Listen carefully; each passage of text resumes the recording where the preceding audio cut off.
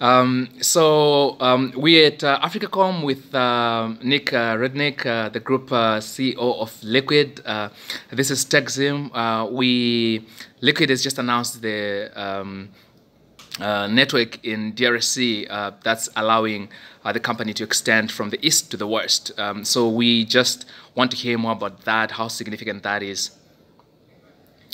Thank you. Well, the new network that we have built across DRC allows for the first time an ability to connect East Africa with West Africa in a very high capacity, high availability network.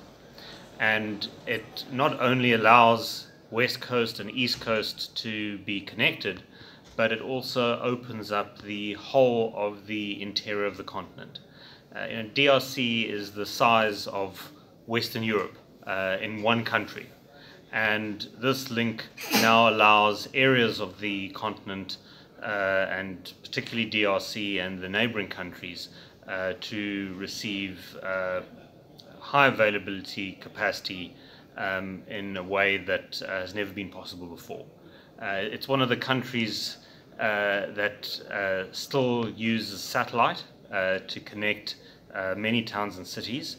So this is going to mean a big change with the arrival of fibre and the arrival of the kind of speeds and capacities that we'll be bringing into towns and cities that have never had that kind of connectivity before.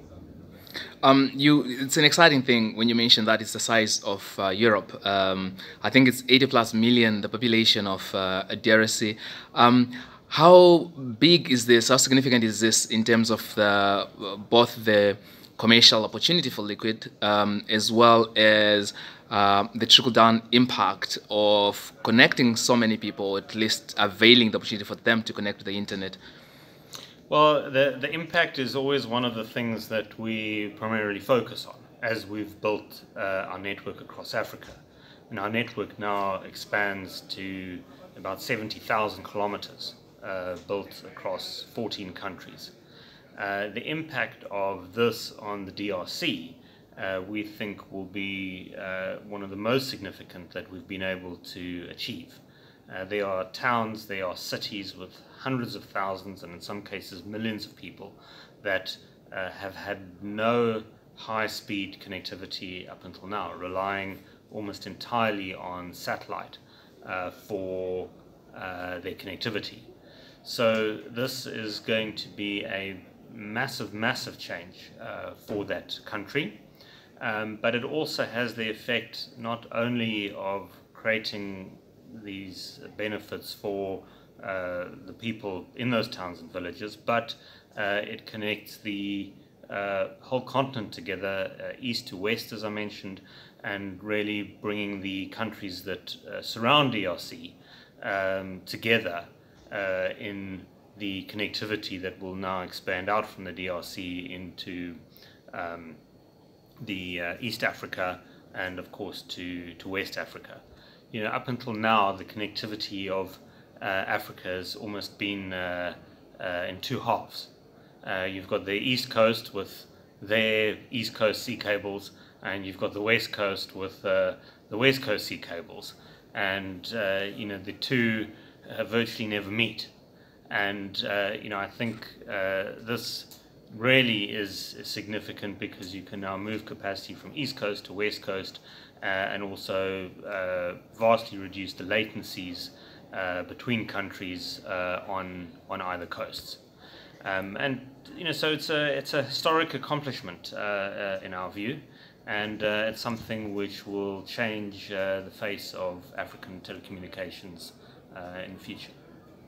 Thank you. So you mentioned the digital services and a sort of evolution in thinking about networks and the services that utilize the networks.